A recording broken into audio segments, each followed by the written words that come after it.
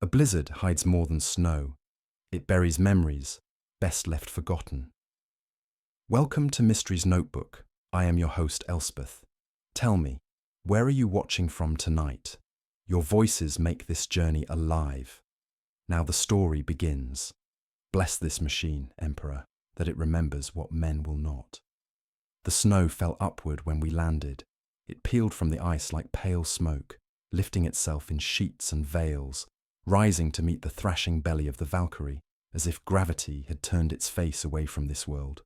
Troopers swore and made the sign of the Aquila. A priest beside the door mouthed the litany of endurance until his lips cracked and bled, and the blood froze in a brittle rosary.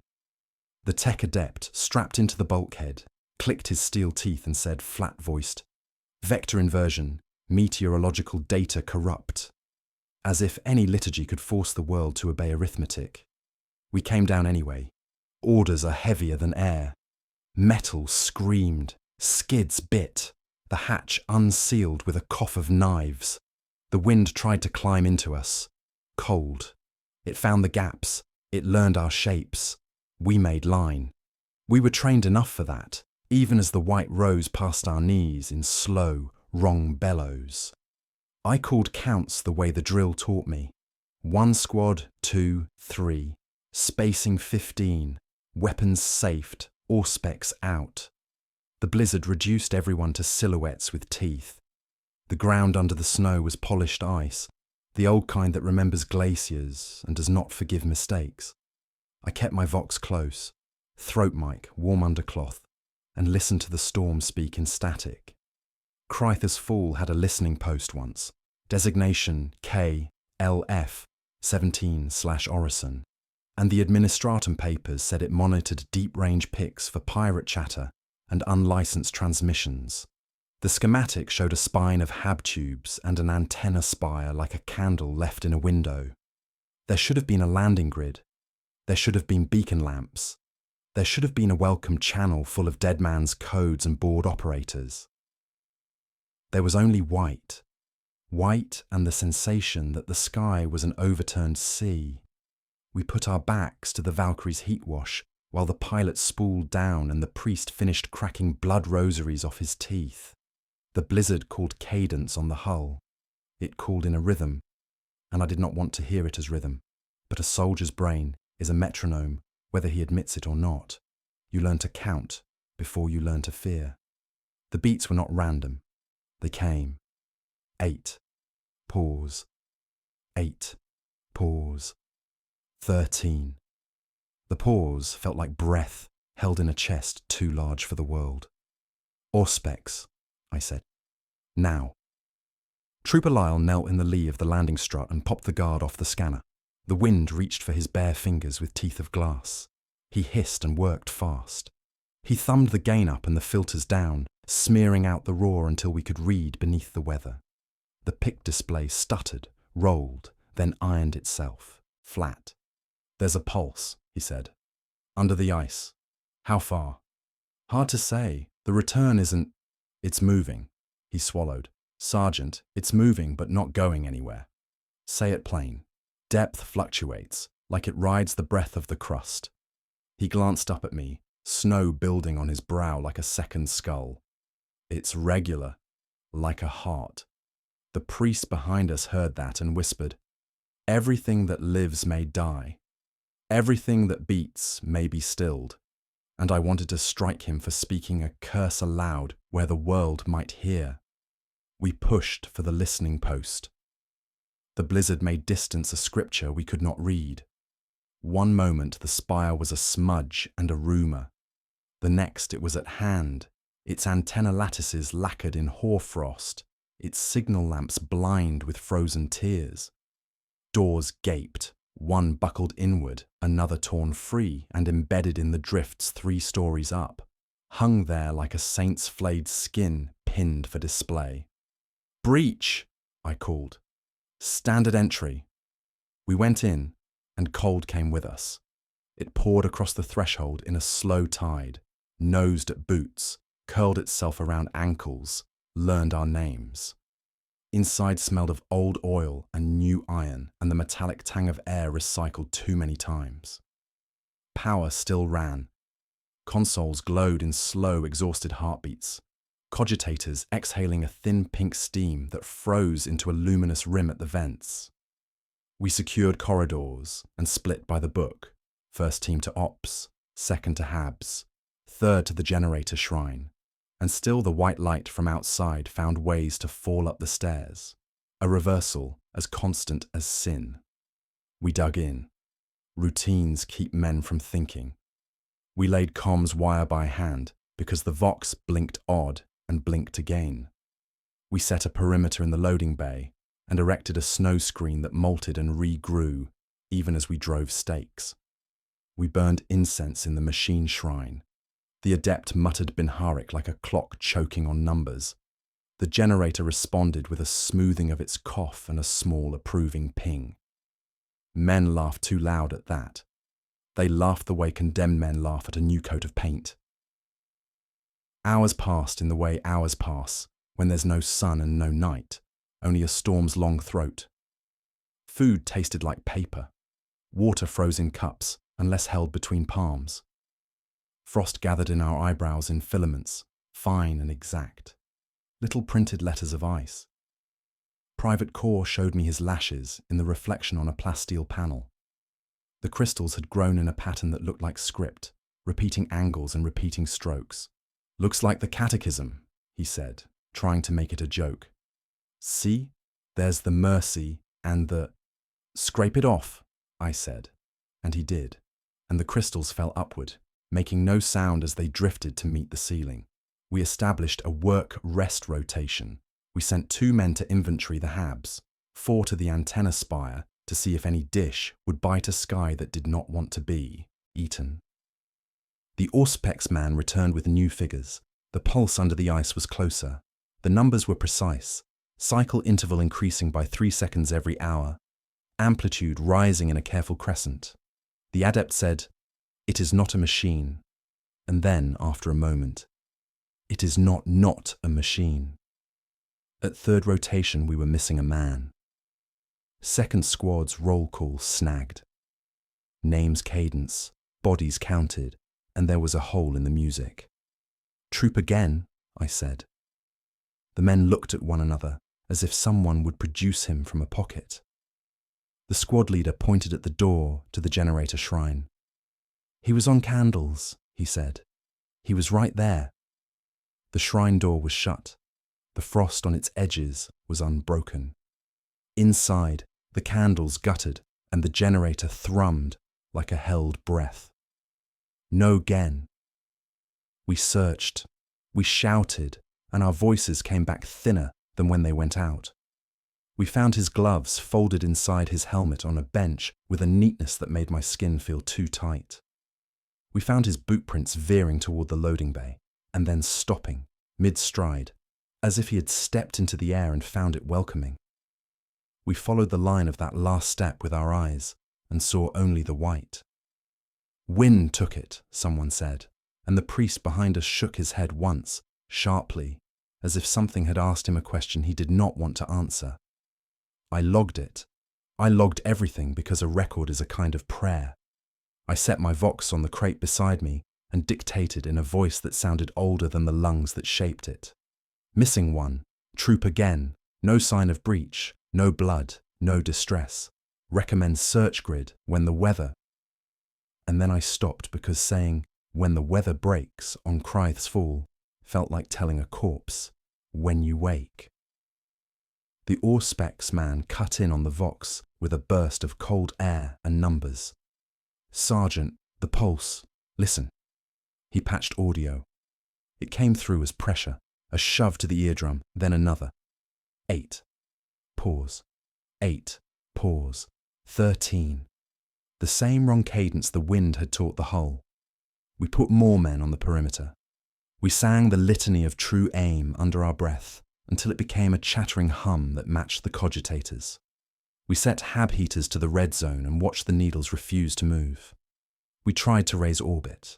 The vox gave us only our own voices, delayed by a heartbeat and thinned by frost, trailing off into whisper string that could have been ours, or could have been the storm ventriloquizing us back at ourselves.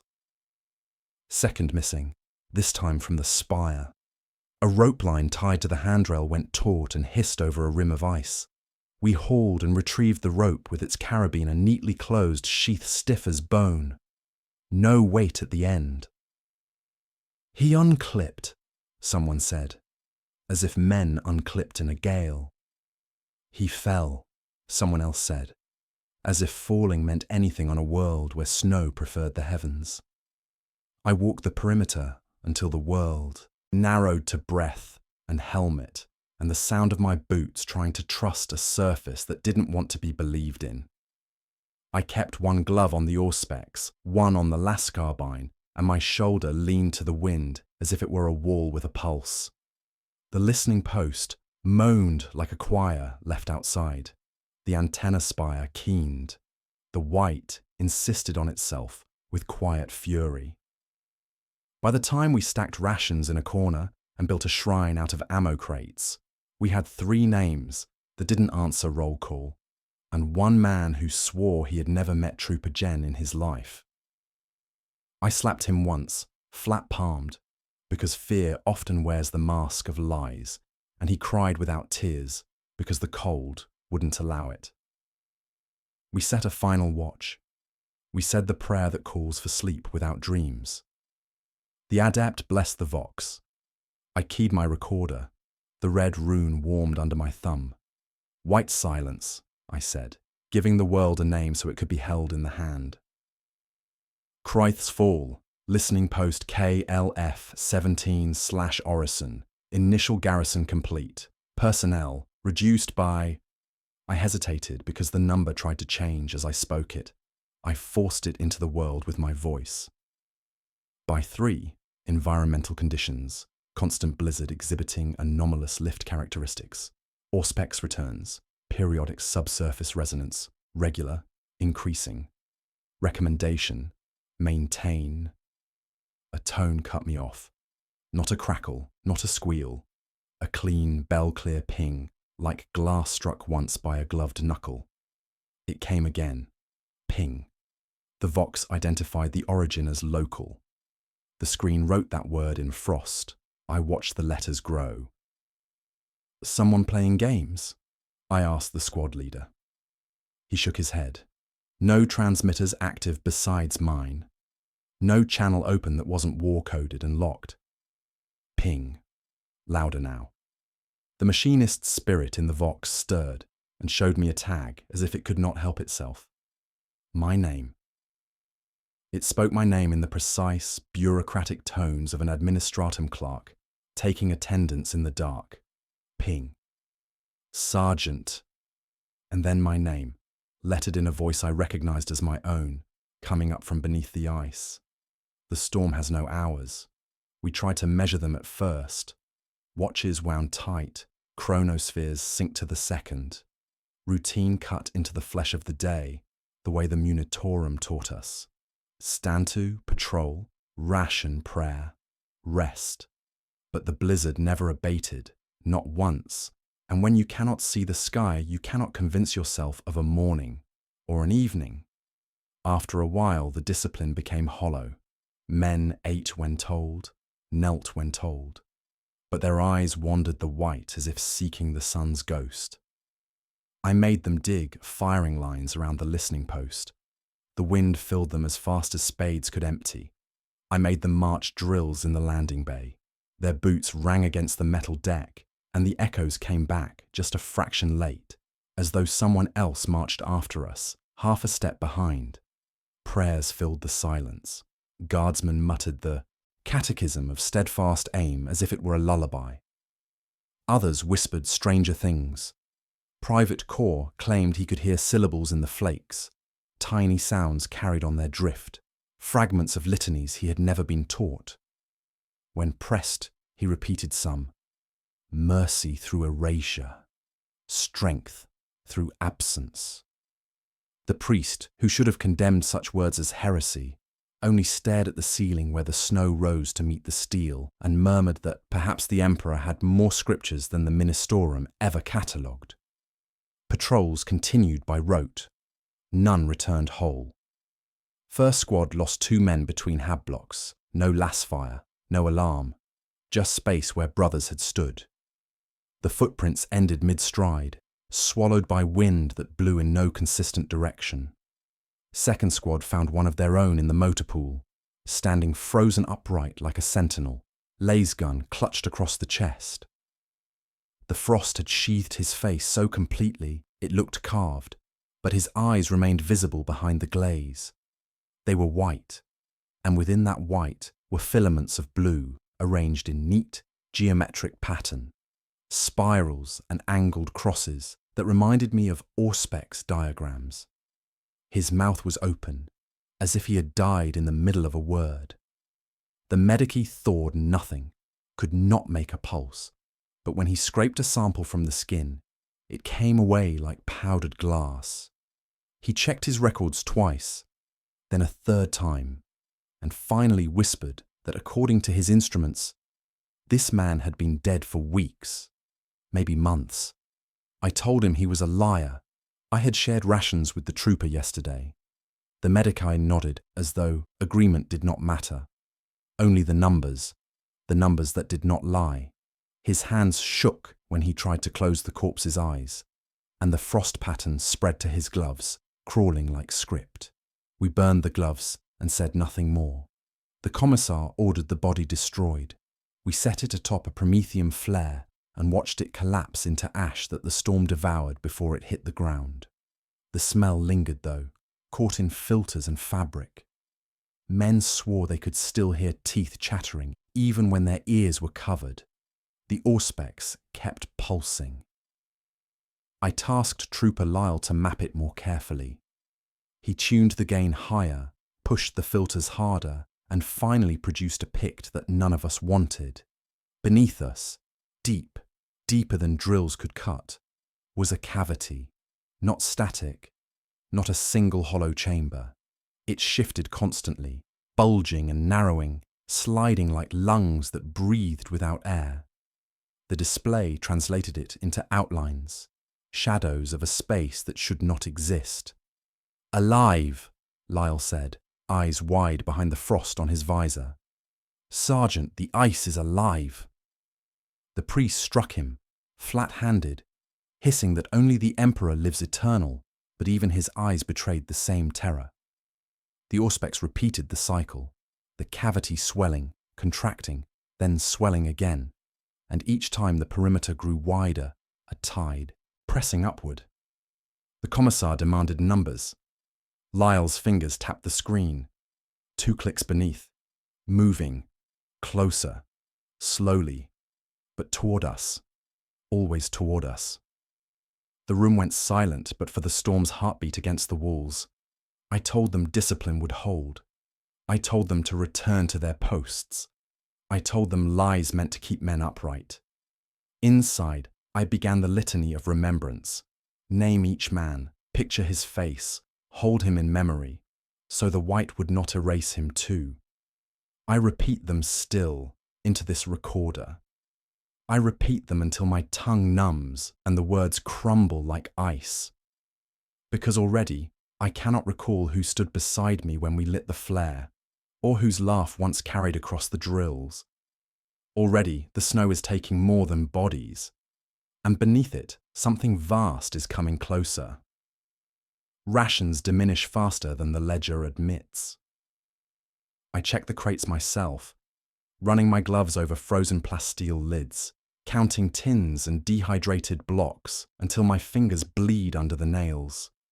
The numbers never hold. Each audit comes up short, and no one remembers eating more than their share.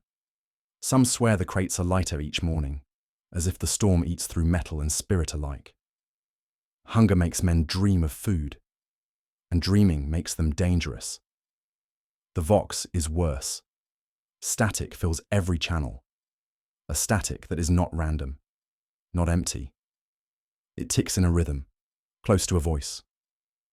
Sometimes I think I hear words in it, syllables shorn of flesh. Cold, deeper, remember. Then silence again, as though embarrassed to have spoken. When I dictate into the recorder, I play back fragments later and find phrases I do not recall saying, words set in my own voice. We are already forgotten. We do not belong to him. Once, clear as prayer. Sergeant, you will kneel. I have not knelt yet. The men are inventing rituals. Strange ones. They carve lines into the stocks of their rifles, curves and hooks that glint faintly in the stormlight. They say the patterns make the lass beams cut straighter, that the storm respects script. I ordered the marking scrubbed. Hours later, they returned deeper, burned into the grips, as if the weapons wanted them. Kor swore his rifle refused to fire until he traced a spiral along its barrel. He showed me, trigger squeezed, last bolt lancing true through the blizzard. The commissar saw, and his rage was scripture.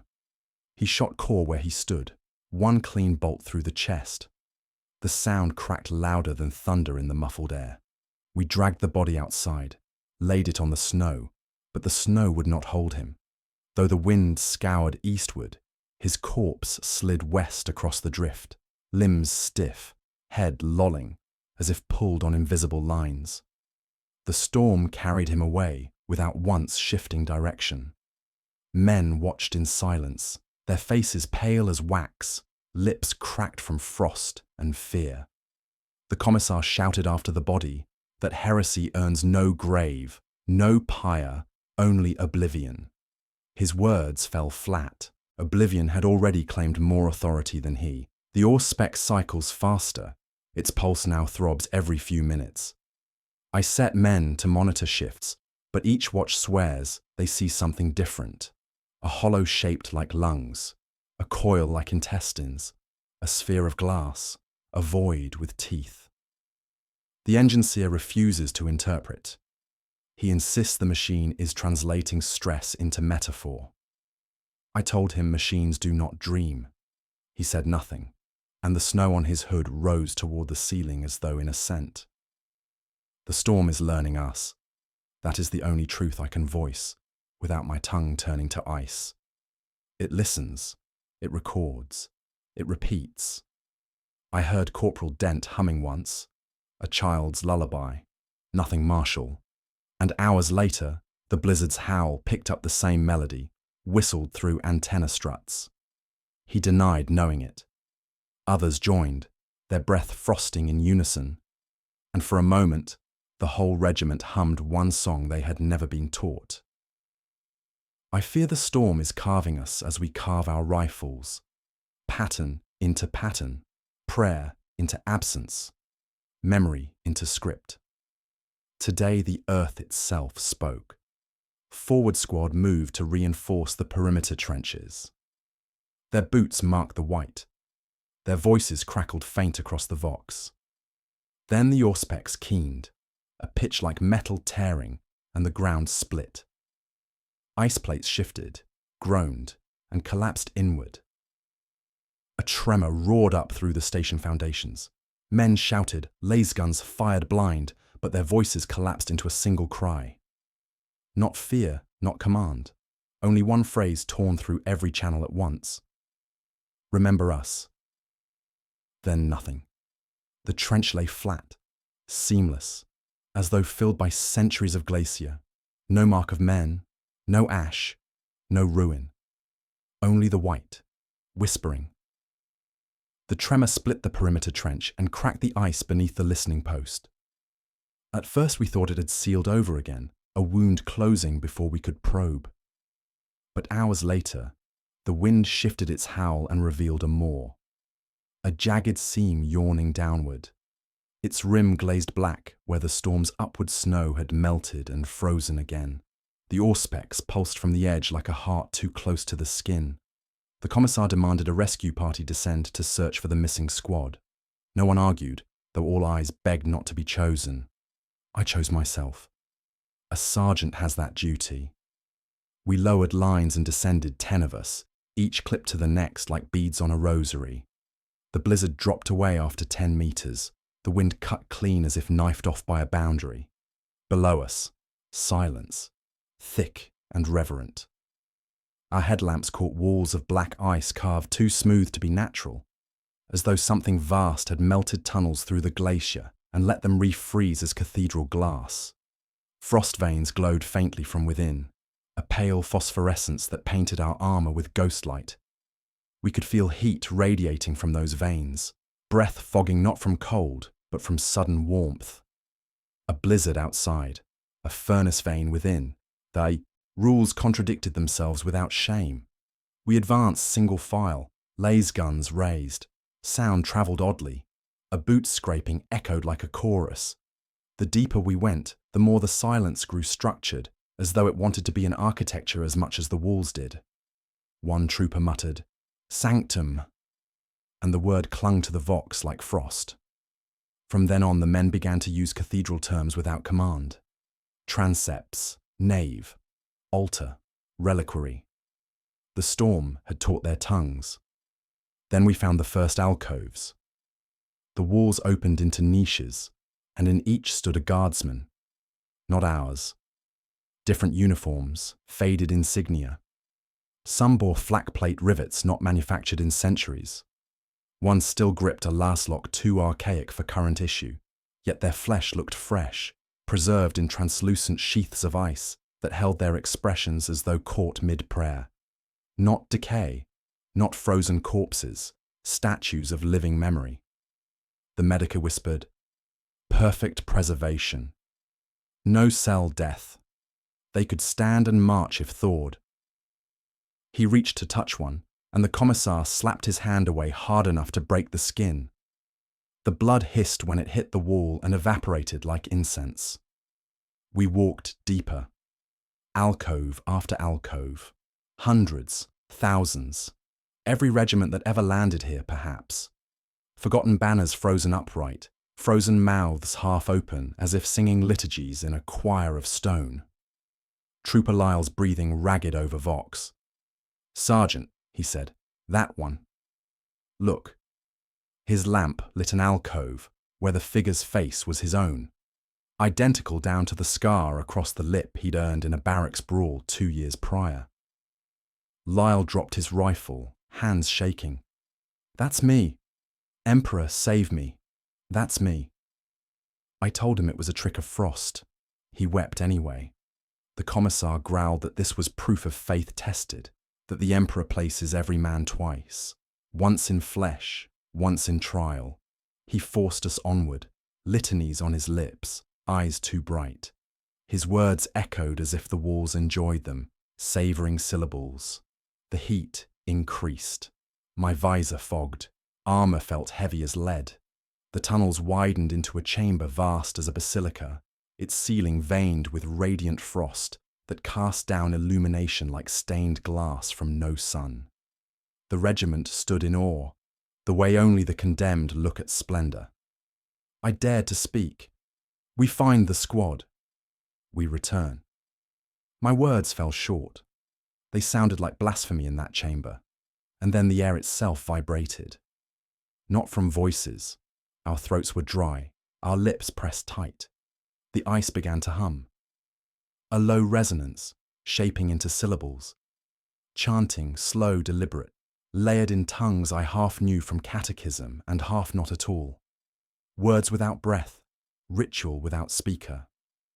The sound rose from every wall, every alcove, every frozen throat. 1,000 regiments, never moving, yet murmuring in unison. I checked my men, every mouth sealed.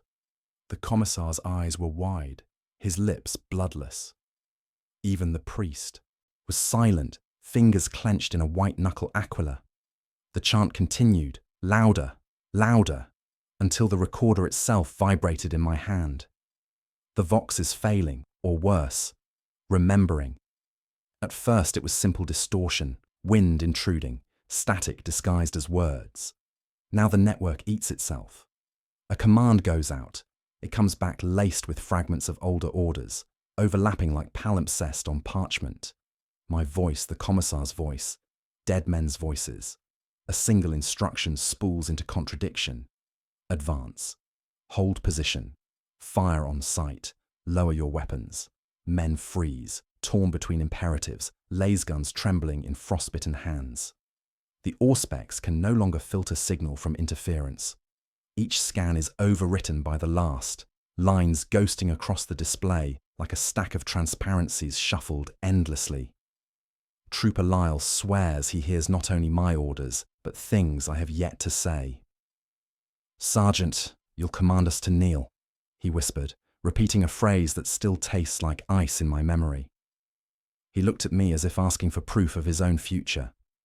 The commissar grew furious, red-faced in a world that has no warmth. He declared the Vox ritually polluted.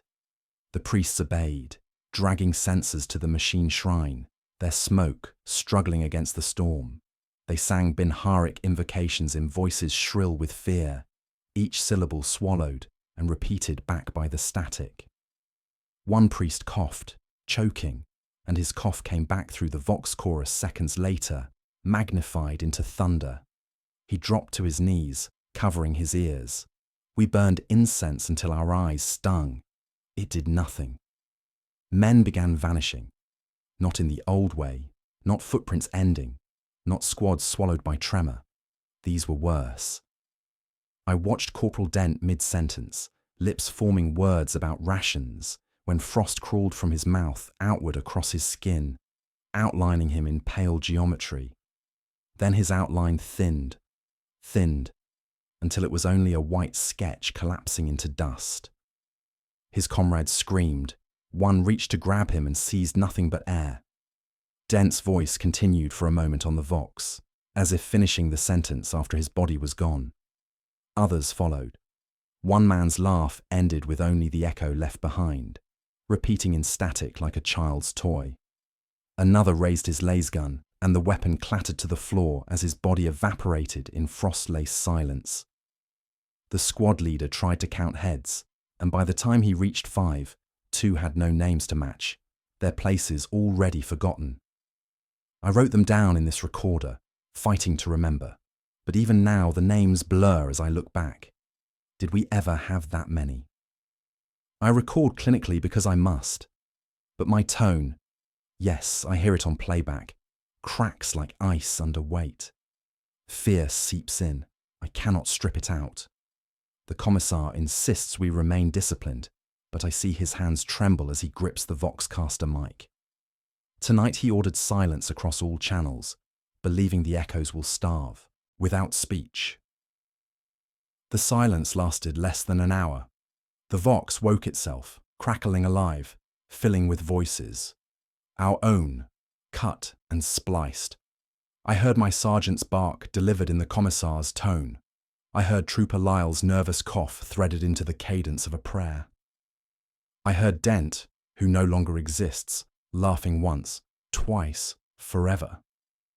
The storm wants us to believe we are still speaking even as we vanish. Perhaps that is the truth. The breaking point came during briefing. The officer of the watch tried to read coordinates for patrol grids. The Vox interrupted, his own voice repeating his words back at him, but with changes. A new set of coordinates, spoken in perfect mimicry. He froze. The others murmured, uneasy. He repeated his order, louder. The Vox overrode again with the altered coordinates. Same cadence, same pauses, same voice. The officer stared at the screen, face pale, sweat freezing in beads. "Those numbers," he said softly, "those are our coordinates. Right here, right now." The silence afterward was immense. The storm hushed itself to listen. He drew his sidearm, pressed it under his chin, and fired. No one moved to stop him. His body fell, blood steaming for a second before turning to crystals. The Vox did not fall silent. His voice continued calm, unhurried, speaking his own death report. Location, Kryth's Fall. Regiment, erased. Status, repeating. By dawn, if dawn can be said to exist here, the snow had written itself. We woke to spirals pressed into the drifts, vast and precise, carved with an artisan's hand no man claimed. Perfect hexagrams stretched across the perimeter, their points aligned with the listening post's walls. Even the footprints of the night watch bent subtly, rerouted by the drifts into curves that fed the shapes. No one admitted to carving them. No one had the tools, nor the patience to walk so far in gale. Yet there they were. The commissar roared blasphemy, ordered the patterns destroyed. We marched out with shovels, boots, laser guns set to melt. It took the better part of an hour to erase one spiral, another hour to collapse a hexagram into a smear of white. The men muttered the litany of cleansing as they worked, incense swinging from censers until their chains iced stiff. We returned to barracks frostbitten, proud. By the next rotation, the patterns had reformed, larger. We repeated the ritual, angrier, more desperate. This time the priest walked among us, sprinkling sacred oils that froze mid-air into shards of amber. "Faith is stronger than geometry," he shouted, but his teeth chattered on geometry, and the word fractured into 3 syllables, carried off by wind. By the time we reached the last of the hexagrams, men collapsed in exhaustion, boots frozen to snow. When we stumbled back to warmth, another spiral had already blossomed outside the generator shrine, mocking us with elegance. The commissar's eyes shone with fever as he ordered retreat. Abandon. KLF-17. March to extraction coordinates. At last, an order with sense. We packed what rations remained, bound weapons in cloth to keep the storm's bite from their mechanisms, and struck out. An hour into the march, compasses spun. The auspex rotated on its own gyros. Every bearing pointed back toward the spire of the listening post, rising dim in the gale like the tooth of a skull. We turned west, walked 3 hours, saw the same spire to the north. Turned south, walked until legs bled through greaves, arrived in the shadow of the spire once more. Even the priest stopped pretending it was coincidence. "It is the heart," he whispered, clutching his aquila so tightly it cut his palm. "The Emperor wills we hold the heart." The men began to kneel without command. At first, I thought fatigue had felled them. Then I saw their posture, backs bowed, heads lowered before the new patterns blooming underfoot. Frost flowers spiraled from their boots, arranging in geometries that spread outward like ink. Lips moved, words tumbled low, not prayers I knew. Murmurs bent into cadence, half liturgical, half mechanical. I shouted, struck one man across the face. His eyes never lifted. He whispered into the frost, as if it deserved his confession more than I. I dragged 2 upright, but as soon as I turned, they were on their knees again. Frost licked their armor, sketching new runes across breastplates. I tried the vox for counterorders. It responded only with echoes, my own voice repeating, but inverted, words curling backward into nonsense. I killed the channel before the sound could root deeper. The commissar screamed himself hoarse, striking men with his pistol until his arm trembled. But even he, I saw, paused at the edge of one spiral, gaze caught, lips moving soundlessly before he spat in rage. Faith was slipping. We all felt it. Night, or the idea of night, settled. I forced men back inside with threats, promises, prayers, none of which I believed. Sleep came brittle. In dreams I saw the patterns forming and reforming, faster than hands could trace them, spirals opening like eyes. At watch's end, I turned the auspex inward. I wanted to know. The data is clear. It is not weather, not mere storm. The readings show a vast field of resonance, rotating slow as planets, anchored deep. Each pulse of snow a harmonic, each gust a hymn. Warp interference bleeds through like a tide, ordered, deliberate. This is not meteorology. It is liturgy, a storm-shaped cathedral built around something buried far below. The storm has found a new weapon, not flesh, not frost, memory. Private Corps has gone. That is true. I have the image of his face still, the way he smirked when carving spirals into his rifle. I remember his breath frosting the barrel as he swore it aimed truer. I remember the commissar's bolt pistol cracking him open. I remember his body sliding against the wind, dragged away like a page torn from a book. I remember writing it here, in this machine. I know it. But the men tell me there was never a corps. They laugh when I say his name. Trooper Lyle stared blank at me, as if I were drunk. "Sergeant, there is no such man," he said. "We never had him. Not in this regiment." He showed me the rolls, the parchment manifest brought from orbit. Corps' line is missing, the ink flowing seamlessly, as if no name had ever been written between Dent and Harrow. But I held his tags yesterday. The metal edges cut my palm. I searched again today. The tags are gone. The rolls change faster now. Pages once crisp are re-inked between watches. Names collapse into absence. The archivist's neat quill strokes reform into long black lines that connect one trooper to the next, as if nothing was ever missing. The machine in the shrine records new tallies each hour, each one shorter than the last.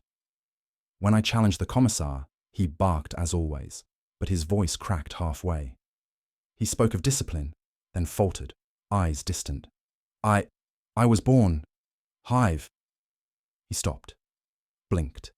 Mouth worked soundlessly. Finally, I cannot recall my home world.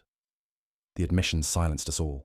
If even he, steel-willed tyrant of faith, was being pared down, then what hope for the rest of us? The priests grew frantic. They abandoned sermons of endurance and began muttering of abandonment. They hissed that the emperor had turned his face away, that this storm was the veil behind which no light could reach. Their hands shook too much to hold incense burners. One cut his palm on the aquila as if demanding proof of reality through blood. The blood fell upward, scattering into the white above. I tried to keep order.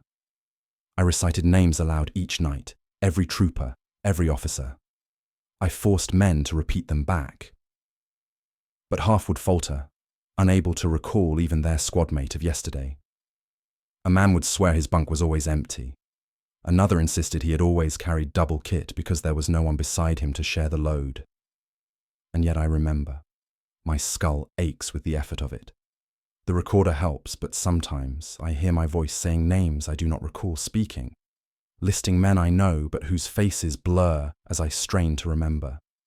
The snow falls harder when I speak too many, as if punishing me for keeping them alive. This evening I returned to the rolls myself. The parchment stank of cold ink, still wet though no scribe had touched it. My hands trembled as I flipped through, each page lighter than the last. Dent. Gone. Gen. Gone. Dozens struck, erased, never inked. And then I found it. My own name. One clean line through the center, black as void. The letters below smeared, rewritten into absence, as if the book itself anticipated my vanishing.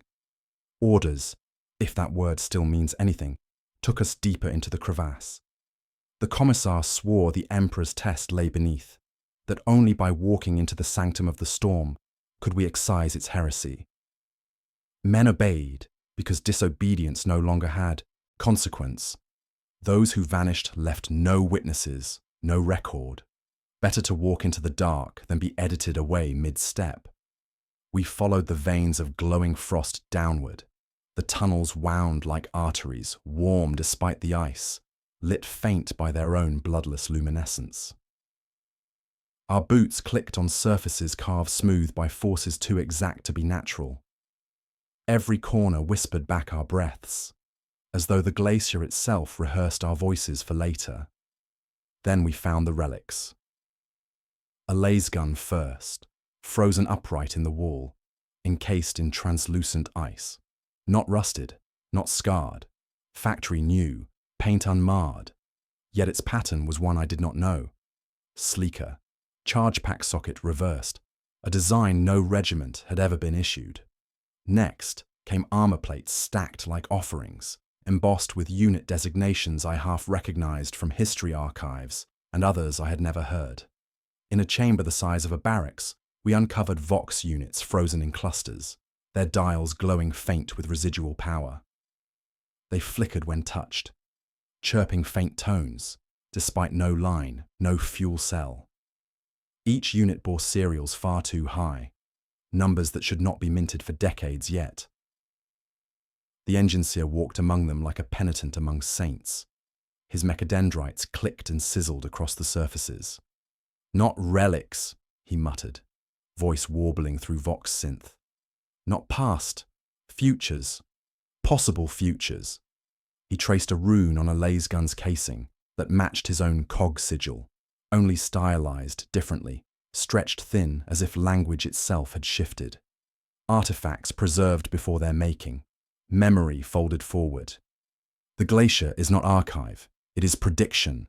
The men began checking their own kit in terror. Private Lyle dropped to his knees, holding aloft a bayonet he'd pulled from the wall. The blade bore his serial etched clear as day. His breath hitched. This is mine. Except the weapon was marked with a manufacturum date 50 years hence. He looked to me as if for confirmation that he existed. Another guardsman found a flak plate with his designation burned into the lining. Another lifted a vox bead that responded instantly to his ident code, though it was unlike any model I'd seen. The items came faster, dozens, scores, until half the squad bore weapons and armor drawn from walls like fruit, plucked from branches not yet grown. The commissar declared it blasphemy, temptation sent to test loyalty. He ordered the relics destroyed, but when one man tried to burn his future-issued lasgun with promethium, the flame guttered and died, consumed not by lack of fuel, but by refusal. The gun remained pristine, its serial gleaming brighter, as though scorning the attempt. I forced calm, ordered cataloguing, though no ink could keep pace. The roles altered themselves, inserting new items we had never owned. The priests gibbered, torn between reverence and horror. One whispered that the emperor himself was here, granting proof of predestination. Another said only the warp could mimic what had not yet occurred. We pressed further, down galleries where relics crowded so thick the ice seemed to be nothing but weapons and armor compressed into crystalline strata. An arsenal not from one time, but from all times. Lazarifals, chain blades, helmets, patterns obsolete centuries ago, patterns unborn centuries hence. Every possibility held in suspension, every soldier mirrored. On one wall, etched shallow in ice, the engine seer discovered symbols. Binharik, fractured, stretched, warped. He fell silent, mechadendrites caressing the grooves as if feeling a pulse. His vocoder stammered as he forced translation. Memory must feed the storm. The words echoed in the chamber, caught by vox units that should have been dead, repeating in layers until the air itself spoke them. Men dropped their relics, hands shaking, some weeping. I held my recorder tighter, whispering to it as though my memory alone might stave off the hunger waiting below. We reach the truth in fragments, not revelation. The storm is not weather, the storm is not sky. It is a machine of memory, a lattice of hunger clothed in snow. It feeds not on bodies alone, but on the record of them. Each regiment that treads Christ's fall is dissolved into it. Names, histories, banners, the ink that wrote them, the tongues that spoke them. The blizzard devours not flesh but recollection, until even the administratum ledger denies they ever lived. The engineer swore this as fact. His lenses whirred madly, Binharik cant spilling like prayer. He mapped harmonics of vox and wind and auspex, layering them until a pattern emerged. Regiment stacked atop regiment, voices folded into the storm like parchment burned into ash. The howl outside is not wind. It is chorus. Thousands, millions, each guardsman's voice singing itself into nothing. When he said this aloud, Half the men laughed, though laughter here is always fear. The commissar did not laugh. His eyes blazed with fanatic fury. "Then we must purge it," he declared. "Purge the sanctum, scour this false cathedral with fire, return to orbit clean." He struck his aquila against the wall, splitting his knuckles, leaving blood smeared like script. His zeal was iron, but the men's faith was paper, because they are already slipping. Their prayers fracture. A man begins the catechism of true aim, stops halfway, unable to recall the second line. Another whispers half of the Emperor's creed, voice trailing into silence as if words no longer existed.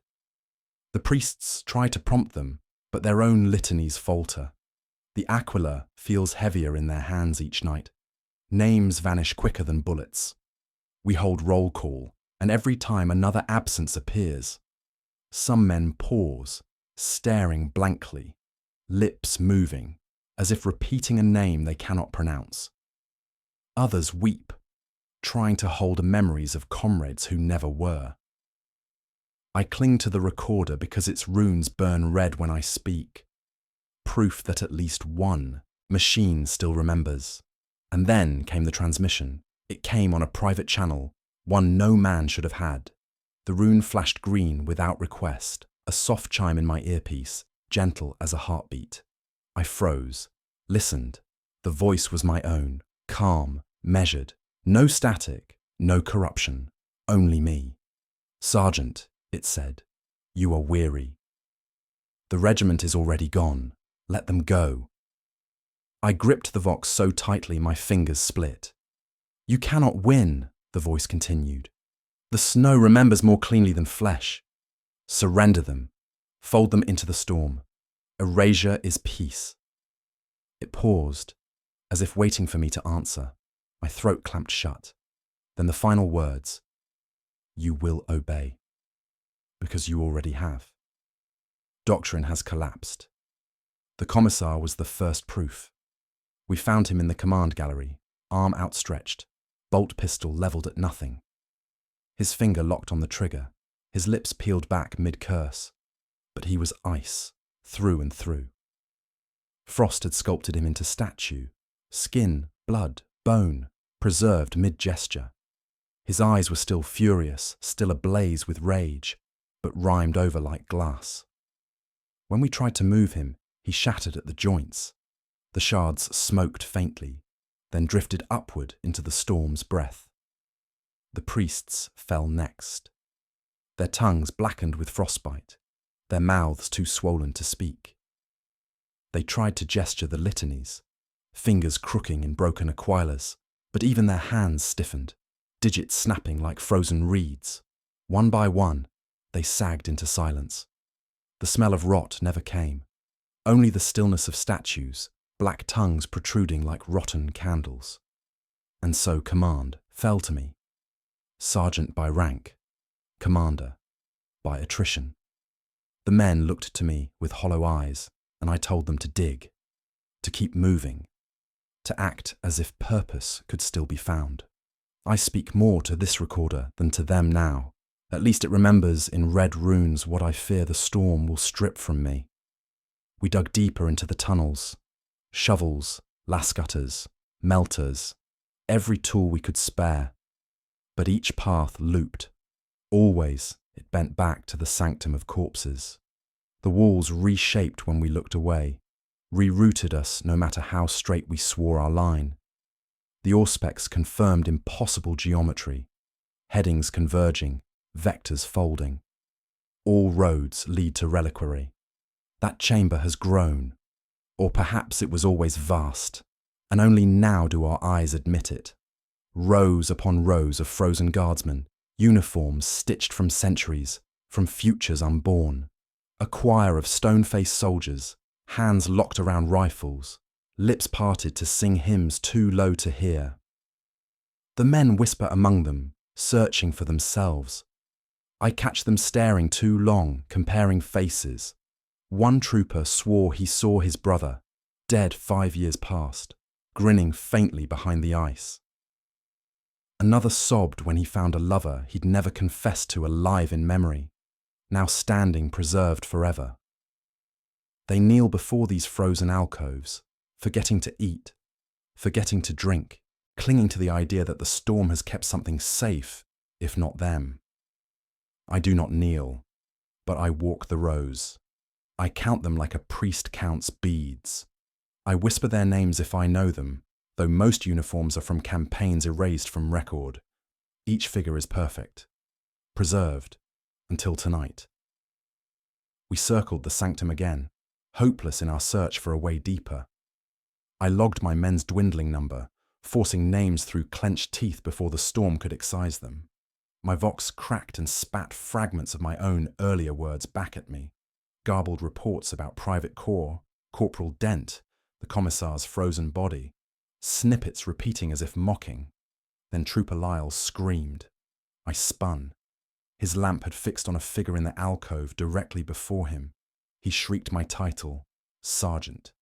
I looked, and I saw myself, perfectly preserved, centuries dead, uniform intact but archaic, patterning long out of issue.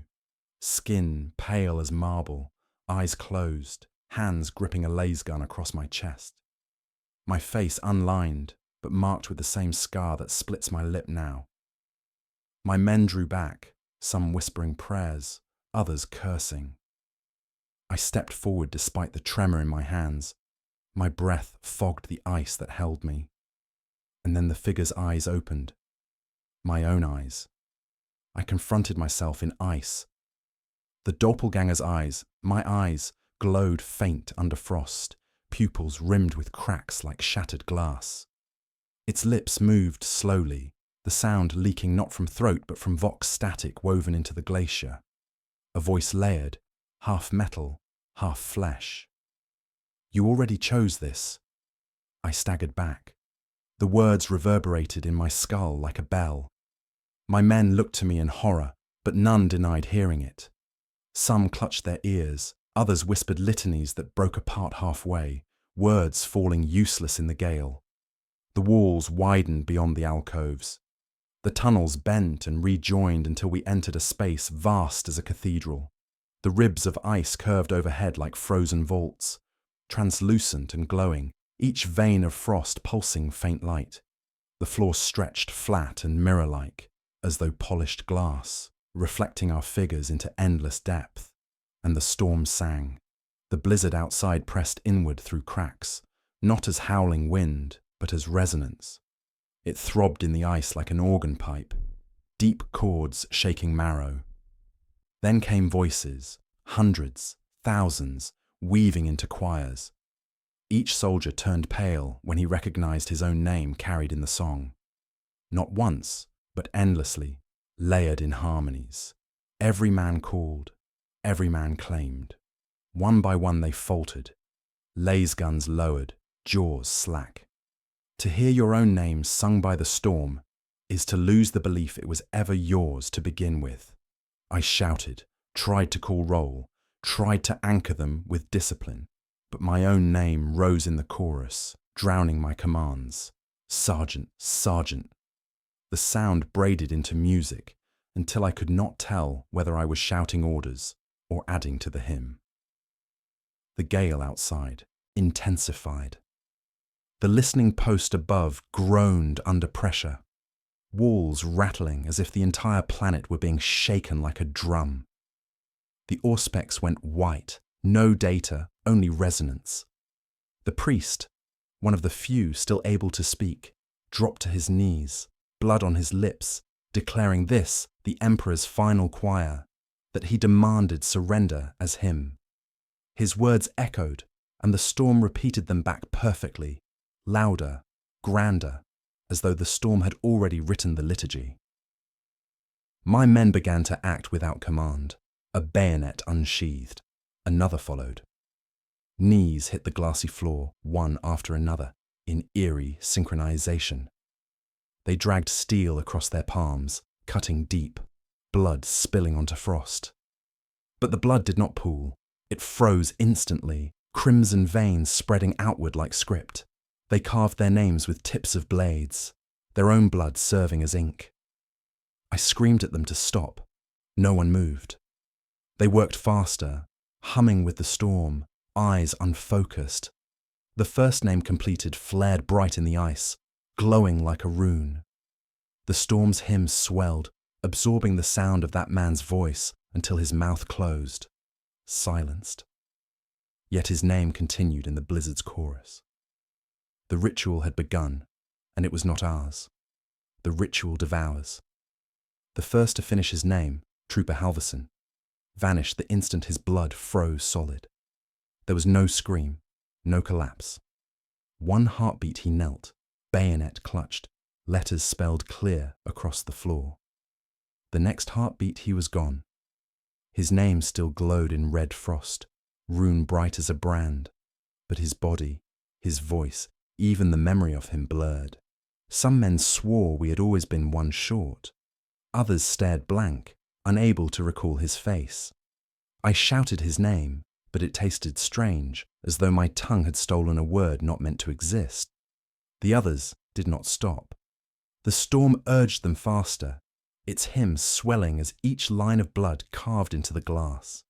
They bent to their task willingly, lovingly, lips moving in wordless prayer. I dragged at them, struck one across the helmet, but even as I touched him, he dissolved, his outline collapsing into a mist of frost that hung for an instant and was gone. The man beside him turned and asked, genuinely confused, "Sergeant, who are you hitting?" I wanted to scream until my lungs froze.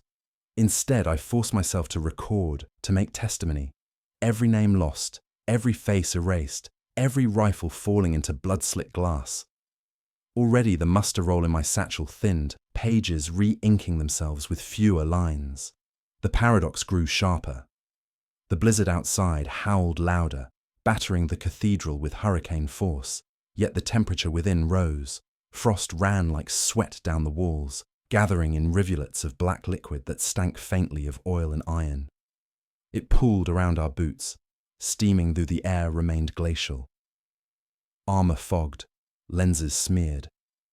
Every breath burned hot as fire in my throat, yet the men shivered still, as if their bodies obeyed only the storm's law.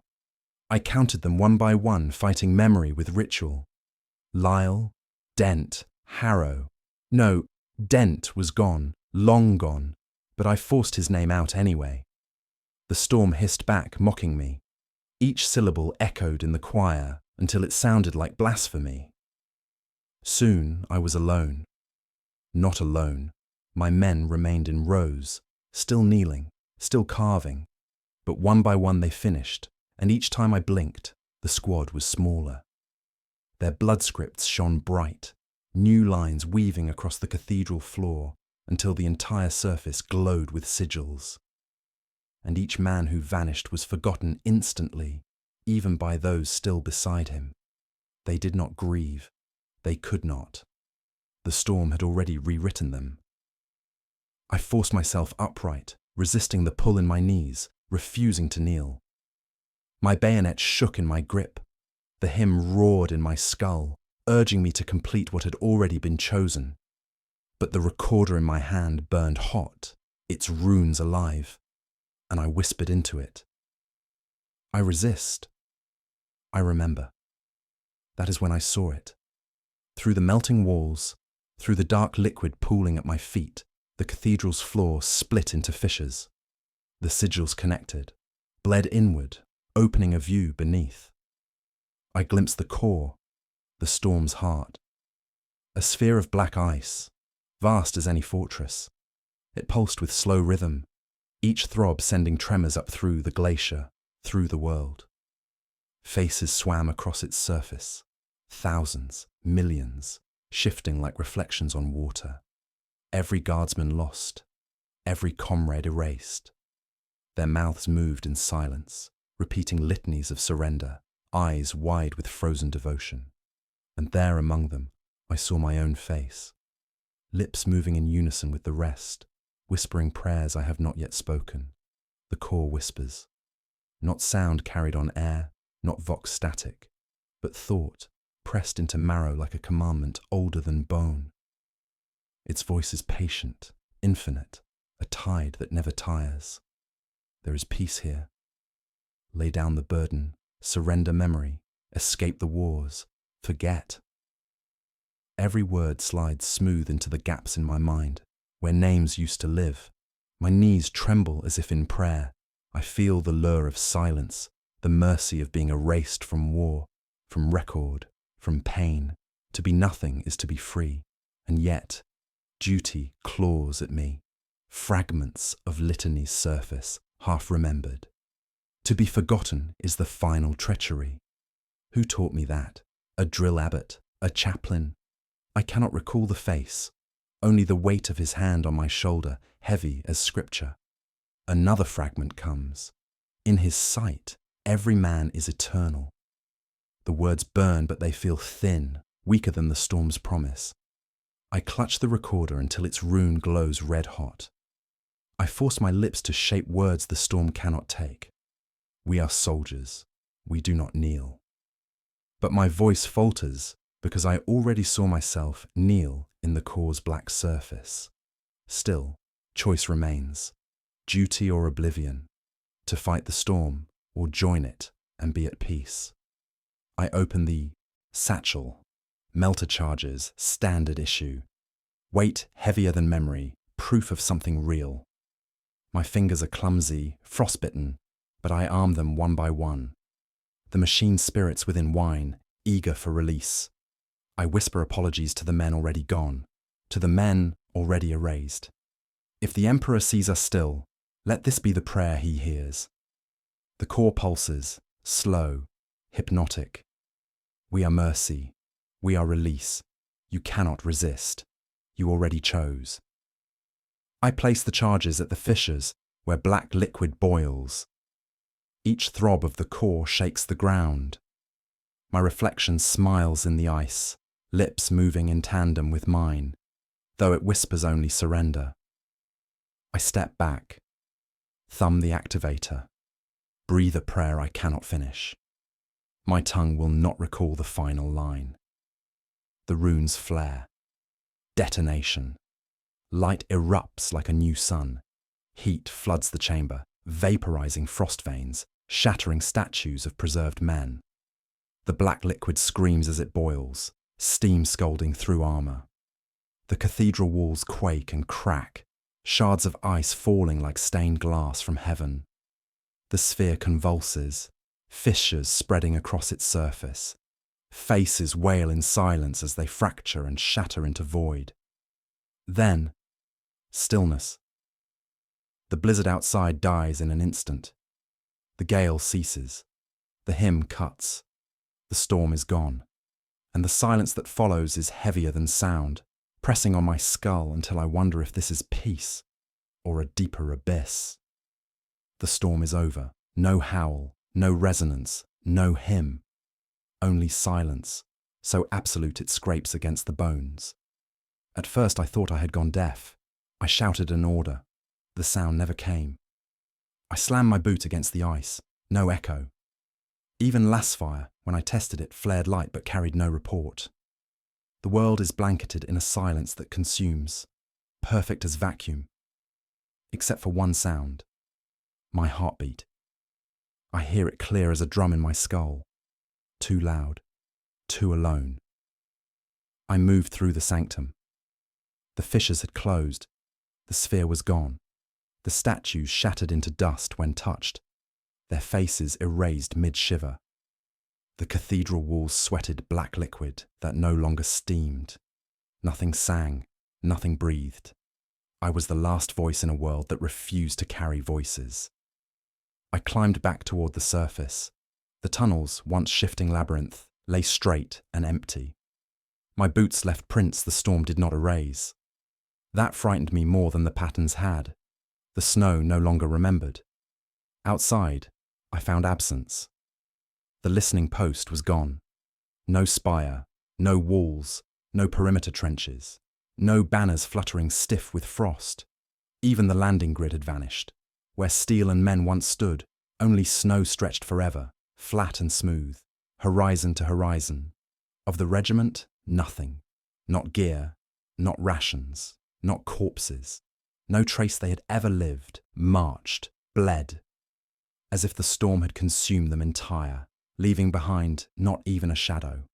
I clutched my recorder. It worked still, rune glowing faint, the last ember of testimony. I spoke my rank, though the words faltered. I tried my name, and failed. It skittered from me like ice underfoot, ungraspable. Only Sergeant remains.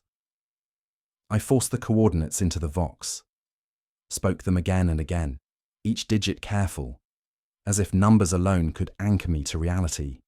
If recovery comes, if anyone listens, at least the map will bear witness. Then, through the silence, it came. A hiss, small at first, like wind pressing against the seal of a hatch. But there was no wind. It grew sharper, resolving into static. My hands shook. The rune flared green, and in the static, voices, not one, not dozens, but hundreds, layered and relentless, each chanting a single word, over and over. My name, the name I could not remember.